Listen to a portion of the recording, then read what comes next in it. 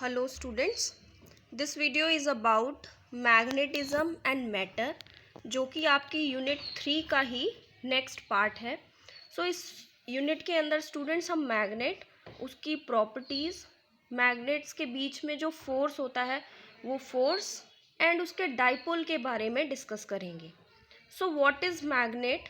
A magnet is a substance जो कि attract करता है आयरन पीसेस को towards itself is called a magnet. And magnet you know that के two types के होते हैं, एक होता है नेचुरल मैग्नेट और दूसरा होता है आर्टिफिशियल। नेचुरल मैग्नेट जो कि हमें अर्थ क्रस्ट से नेचुरली ऑब्टेन होता है, जिसको हम लोड स्टोन भी बोलते हैं, और आर्टिफिशियल मैग्नेट जो कि ह्यूमन ने मेड किया है। फॉर एग्जांपल हम एक आयरन पीस ले लेते हैं और उसके ऊपर अगर कॉपर की वायर को इस तरीके से वाउंड करके एक सेल या बैटरी के साथ कनेक्ट कर देंगे तो फ्लो ऑफ करंट की वजह से वो आयरन नेल एक मैग्नेट की तरह बिहेव करने लग जाएगी, जिसको हम बोलते हैं इलेक्ट्रोमैग्नेट, और which is artificially made by man. So magnets are of two types. Its properties are कि मैग्नेट के दो पोल्स होते हैं। ऑलवेज मैग्नेट एग्जिबिट करती है टू पोल्स, एक नॉर्थ पोल और दूसरा साउथ पोल। अगर हम इस मैग्नेट के पीस को कितने भी पार्ट्स में डिवाइड कर देंगे, लेकिन हर एक पार्ट एग्जिबिट करेगा दो पोल्स, नॉर्थ पोल और साउथ पोल। तो हम यहाँ से कह सकते हैं कि मैग्नेट कभी भी मोनोपोलर, एक पोल के साथ एग्जिस्ट नहीं करता। The attraction is maximum at poles. Poles के पास मैग्नेट्स में अट्रैक्शन मैक्सिमम होता है, और जब भी हम किसी भी मैग्नेट को फ्रीली सस्पेंड कर देंगे तो we know that east, west, north, south ये हमारी डायरेक्शंस हैं। तो जो मैग्नेट होगा वो always suspend in geographical north and geographical south. Fourth property is कि magnetic poles do not lie at ends but lie straight inward from ends magnetic length। Means जो magnetic poles होते हैं हमारे, जो ये नॉर्थ पोल और south pole, ये exactly and पे लाई नहीं करते, लेकिन एंड से थोड़ा सा इनवर्ड की साइड ये लाई करते हैं। और अगर हम कंपैरिजन करें ज्योमेट्रिकल लेंथ और मैग्नेटिक लेंथ की, तो magnetic length is equals to 6/7 times the geometrical length. Fifth property is a monopolar never exist. Means कभी भी एक मैग्नेट एक पोल के साथ एग्जिस्ट नहीं करता, हम उसको कितने भी पीसेस में ब्रेक डाउन कर दें, always exist in two poles. And the poles are characterized by pole strength, और जो इनकी पोल स्ट्रेंथ होगी उसको हम स्मॉल m से डिनोट करते हैं। जैसे मैग्नेटिक स्ट्रेंथ को हम B से डिनोट करते हैं, इलेक्ट्रिक स्ट्रेंथ को E से डिनोट करते हैं, वैसे ही मैग्नेट की पोल स्ट्रेंथ को हम स्मॉल m से डिनोट करते हैं, और इसकी जो SI यूनिट होती है that is ampere metre. Students, आपने कूलम्स लॉ इन इलेक्ट्रोस्टैटिक पढ़ा था, जिसमें हम दो इक्वल चार्ज और we can say that like charge लेते हैं, और उन दोनों के बीच का जो डिस्टेंस है वी कंसीडर स्मॉल r, जिससे कि जो दोनों चार्ज अगर पॉजिटिव है तो फोर्स ऑफ रिपल्शन होगा इनके बीच में, पॉजिटिव नेगेटिव है तो फोर्स ऑफ अट्रैक्शन होगा।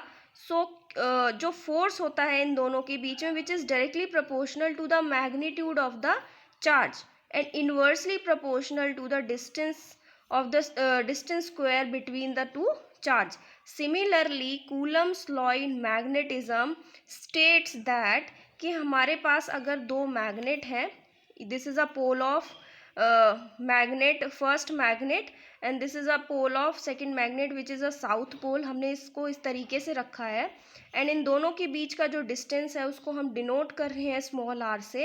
एंड हमने अभी डिस्कस किया कि किसी भी मैग्नेट की स्ट्रेंथ को या पोल स्ट्रेंथ को हम डिनोट करते हैं m से, स्मॉल m से। तो इस मैग्नेट के लिए इसकी पोल स्ट्रेंथ हो गई m1, और इस मैग्नेट के लिए इसकी पोल स्ट्रेंथ हो गई that is m2। So in case of magnetism Coulomb's law is, इन दोनों के बीच में जो फोर्स ऑफ अट्रैक्शन होगा, क्योंकि पोल्स हैं डिफरेंट, सेम पोल्स होते इट मीन्स हम इस मैग्नेट को इस तरीके से रखते कि नॉर्थ पोल के सामने नॉर्थ पोल, तब फोर्स ऑफ रिपल्शन होगा। लेकिन डिफरेंट पोल्स हैं तो फोर्स ऑफ अट्रैक्शन, और वी सिंपली से कि जो फोर्स होगा इनके बीच में which is directly proportional to the product of the pole strength of the two magnet M1 M2 and inversely proportional to the square of the distance between them.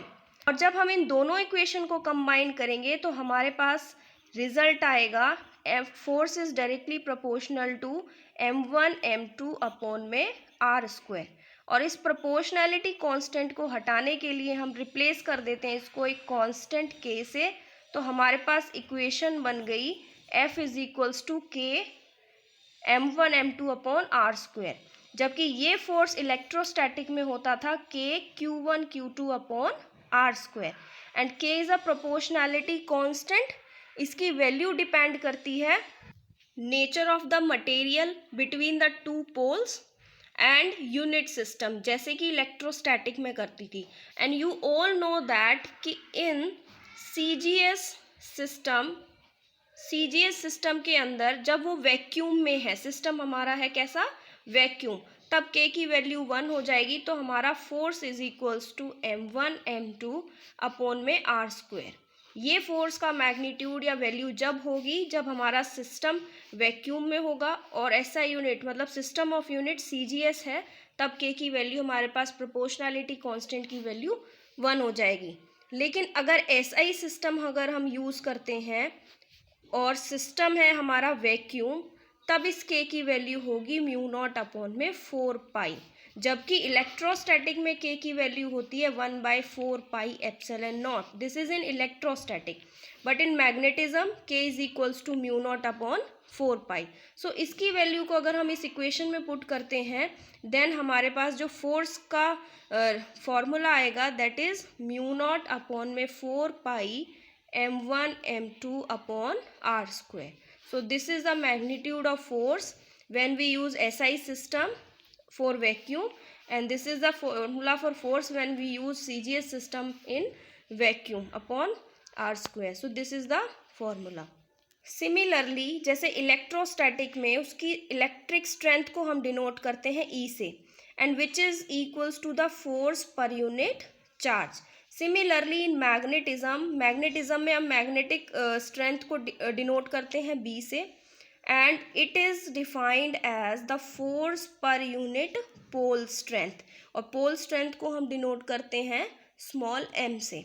और force की value को हमने अभी find out किया है.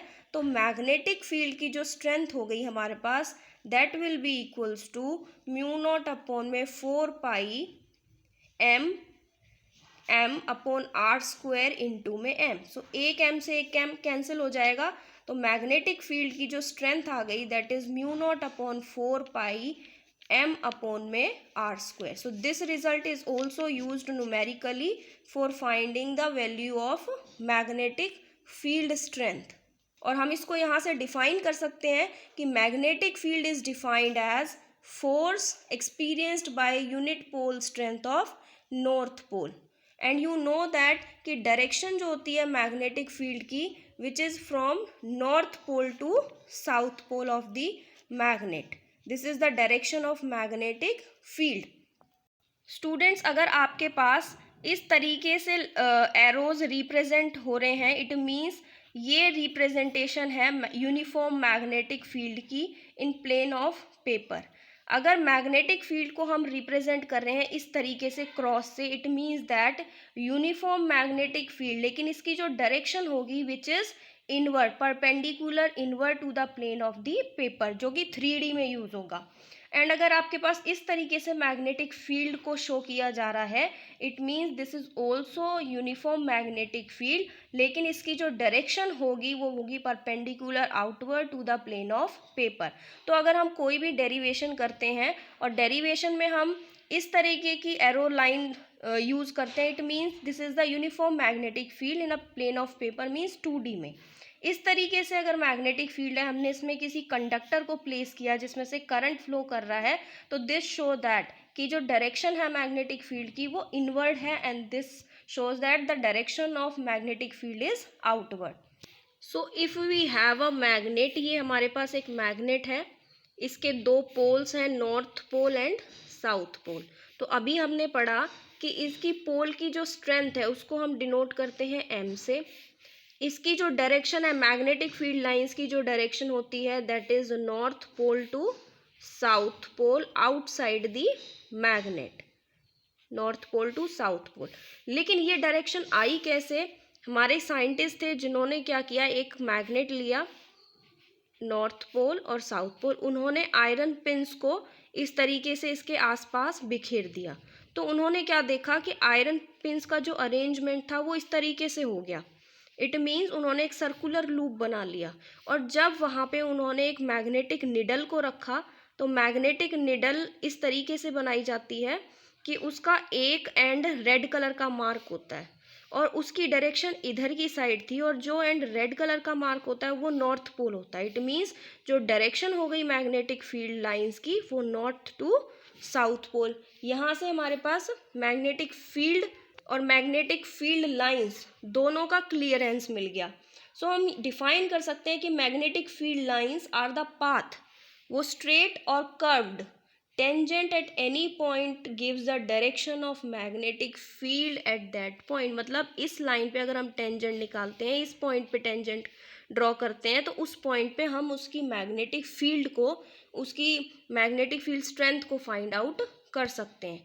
अगर हम properties की बात करें तो मैग्नेटिक फील्ड लाइंस की प्रॉपर्टीज़ भी सिमिलर होती हैं जो कि इलेक्ट्रिक फील्ड लाइंस की जो प्रॉपर्टीज़ होती हैं, दोनों की ही बिल्कुल सिमिलर प्रॉपर्टीज़ होती हैं। लाइक फर्स्ट वन इज कि ये जो लाइंस होती हैं वो प्योरली हाइपोथेटिकल होती है, purely hypothetical means imaginary lines होती हैं। अगर हम मैग्नेट रखते हैं तो हमें वो मैग्नेटिक फील्ड और मैग्नेटिक फील्ड लाइंस नज़र नहीं आती, वो हम इमेजिनरी होती है। मतलब निडल को रखेंगे तो हम वहाँ एक मैग्नेटिक फील्ड फील करेंगे। तो these lines are hypothetical lines. जो टेंजेंट हम ड्रॉ करते हैं इन लाइंस के ऊपर which gives the direction of magnetic field, these lines are continuous curves. Continuous curve बनाती हैं ये लाइन, डिसकॉन्टिन्यूअस कर्व नहीं है। दे फॉर्म क्लोज्ड लूप, ये कंप्लीट लूप हो गया। This is the another property of magnetic field lines. And no two magnetic field lines can intersect each other. कभी भी आपके पास मैग्नेटिक फील्ड लाइंस इस तरीके से नहीं आएंगी, वो कभी भी एक दूसरे को दो मैग्नेटिक फील्ड लाइंस क्रॉस नहीं करेंगी, क्योंकि अगर ऐसा हुआ तो हम निडल को रखेंगे इस लाइन फील्ड लाइंस पे और इस फील्ड लाइन पे, तो हमें दो डायरेक्शन शो होने लग जाएंगी। और there are two direction of magnetic field line at a point of intersection. अगर इस पॉइंट ऑफ इंटरसेक्शन पे रखते हैं तो, जो कि पॉसिबल नहीं है। And another property of magnetic field lines is कि जितनी पास पास मैग्नेटिक फील्ड लाइंस होंगी उतना ही वहाँ पे मैग्नेटिक फील्ड स्ट्रॉन्ग होगा, और जितनी दूर, जितना लूप इनका दूर दूर होगा उतनी ही वीक मैग्नेटिक फील्ड स्ट्रेंथ होगी। So magnetic field strength closed curve के लिए ज़्यादा होती है as compare to magnetic strength for large distance curves के लिए। इसके लिए जो मैग्नेटिक फील्ड स्ट्रेंथ होगी उसकी वैल्यू कम होगी as compare to closed curve. So these are the properties of magnetic field lines. But यहाँ से एक क्वेश्चन अराइज होता है कि what is the difference between electric field lines and magnetic field lines. Electric field lines इस तरीके से represent की जाती है, उनकी डायरेक्शन होती है from positive terminal to negative terminal. And magnetic field lines इस तरीके से रिप्रेजेंट करी जाती है जो कि क्लोज्ड कर्व बनाती है, इनकी डायरेक्शन होती है from north pole to south pole. So magnetic field lines हम कह सकते हैं कंटिन्यूअस कर्व बनाती हैं, स्टार्ट होती है नॉर्थ पोल से और एंड होती हैं साउथ पोल, फिर अगेन वो कर्व कंप्लीटली क्लोज्ड कर्व बन जाता है। जबकि electric field line closed curve नहीं बनाती, ये डिसकंटिन्यूअस कर्व बनाती हैं। हम इनको कॉन्टिन्यूअस कर्व नहीं कह सकते क्योंकि ये पॉजिटिव से स्टार्ट हुई और नेगेटिव टर्मिनल पे एंड हो गई। सेकेंड डिफरेंस इज कि magnetic field lines can pass through magnetic body, किसी भी मैग्नेटिक बॉडी के थ्रू ये पास हो सकती हैं। जबकि हमने इलेक्ट्रिक फील्ड लाइंस के बारे में प्रॉपर्टीज़ में पढ़ा था कि ये never pass through the conductor, ये कभी भी कंडक्टर के थ्रू पास नहीं होती। जबकि magnetic field lines magnetic material के थ्रू पास हो सकती हैं। So these are the two difference between electric field lines and magnetic field lines. Now student, Gauss theorem in magnetism, जैसे कि हमने इलेक्ट्रोस्टैटिक में पढ़ा था कि इलेक्ट्रिक फील्ड स्ट्रेंथ और सरफेस वेक्टर एलिमेंट का जो डॉट प्रोडक्ट होगा कंप्लीट क्लोज सरफेस के लिए, which is equals to 1/ε0 time the total charge. ये जो गॉस थ्योरम थी ये इलेक्ट्रोस्टैटिक के केस में थी, जब हमारे पास क्यू टोटल चार्ज होता है। लेकिन मैग्नेटिज्म में हम चार्ज के बारे में नहीं डिस्कस करते, इसमें हम एक मैग्नेट के बारे में डिस्कस करते हैं, और मैग्नेट की जो पोल स्ट्रेंथ है उसको हम डिनोट करते हैं स्मॉल m से। So we know that E dot D S is equals to Q upon में ε0, ये होती है हमारी इलेक्ट्रोस्टैटिक में। लेकिन मैग्नेटिज्म में मैग्नेट कभी भी स्टूडेंट्स मोनोपोल में एग्जिस्ट नहीं करता, it always exist in dipole. Dipole, इसके दो पोल्स होते हैं। So we can say that, so अगर हम इलेक्ट्रोस्टैटिक को के लिए गॉस थ्योरम डाईपोल में अगर निकालते हैं तो dipole is a system of charge particle, जो कि जिसके अंदर अपोजिट चार्ज पार्टिकल होते हैं, and the distance between them is equals to 2a। So E dot D S is equals to Q minus Q upon में ε0। ये तो हो गया डाईपोल के केस में, जब हमारे पास दो चार्जेस हैं, इट मीन्स ये which is equals to 0। So electrostatic में हम एक चार्ज कंसीडर करके चलते हैं, लेकिन मैग्नेटिज्म के केस में हमारे पास always exist magnet in dipole, जिसके दो पोल स्ट्रेंथ भी होंगी m1 and m2। So in case of magnetism जो गॉस थ्योरम है हमारी, तो इलेक्ट्रोस्टैटिक में ई से डिनोट करते हैं, तो मैग्नेटिज्म में बी से। B dot D S is equals to 0 हो जाएगी, और ये 0 इसीलिए आया क्योंकि in magnetism monopole never exist, there always exist magnetic dipole. So Gauss theorem in magnetism becomes which is equals to 0। तो यहाँ से एक चीज और निकल के आई कि मैग्नेटिक स्ट्रेंथ का सरफेस एलिमेंट के साथ जो डॉट प्रोडक्ट हुआ which is equals to magnetic flux. तो मैग्नेटिक फ्लक्स भी क्या हो गया हमारे पास, net magnetic flux through any close surface is equals to 0। This is a symbol for closed surface. तो मैग्नेटिज्म के केस में कि जो नेट मैग्नेटिक फील्ड होगा किसी भी क्लोज सरफेस के थ्रू विच इज इक्वल्स टू 0।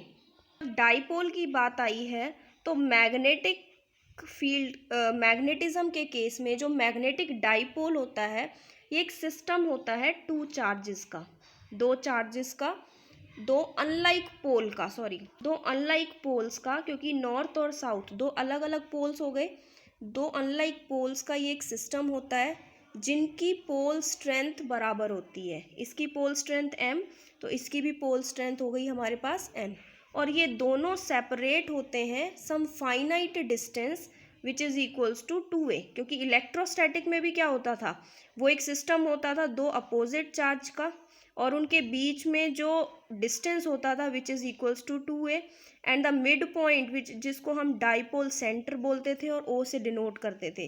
तो ये जो डिस्टेंस हो गया which is equals to a, and this distance is also equals to a। Similarly in case of magnetism दोनों पोल के बीच का जो डिस्टेंस होगा इज डिनोटेड बाय 2a, और दोनों पोल्स की जो पोल स्ट्रेंथ होगी वो सेम होगी। तो मैग्नेटिक डाईपोल एक सिस्टम है दो अनलाइक पोल का, लेकिन उनकी पोल स्ट्रेंथ क्या होती है, इक्वल। लेकिन मैग्नेटिक डाईपोल मूवमेंट की बात करें तो मूवमेंट एक वेक्टर क्वांटिटी है, क्योंकि मैग्नेटिक डाईपोल मूवमेंट की डायरेक्शन भी होती है, मैग्नेटिक मूवमेंट डायरेक्शन भी होती है। जैसे कि इलेक्ट्रोस्टैटिक में positive to negative terminal is the direction of electric field, लेकिन इलेक्ट्रिक डाईपोल मूवमेंट की जो डायरेक्शन होती है that is negative to positive charge. Similarly जो मैग्नेटिक फील्ड की डायरेक्शन होती है that is north pole to south pole, लेकिन मैग्नेटिक डाईपोल मूवमेंट की जो डायरेक्शन होगी that is south pole to north pole, and it is a vector quantity. इसको हम डिनोट करते हैं कैपिटल M वेक्टर से, which is equals to pole strength multiply by distance between them. और electrostatic में होता था हमारे पास P से डिनोट करते थे, which is equals to Q into में 2A, and in magnetism M is equals to M into 2A, and its SI unit is ampere meter square, and its direction is from south to north pole. So this is all about basic of magnetism and force and Coulomb's law in case of magnetism.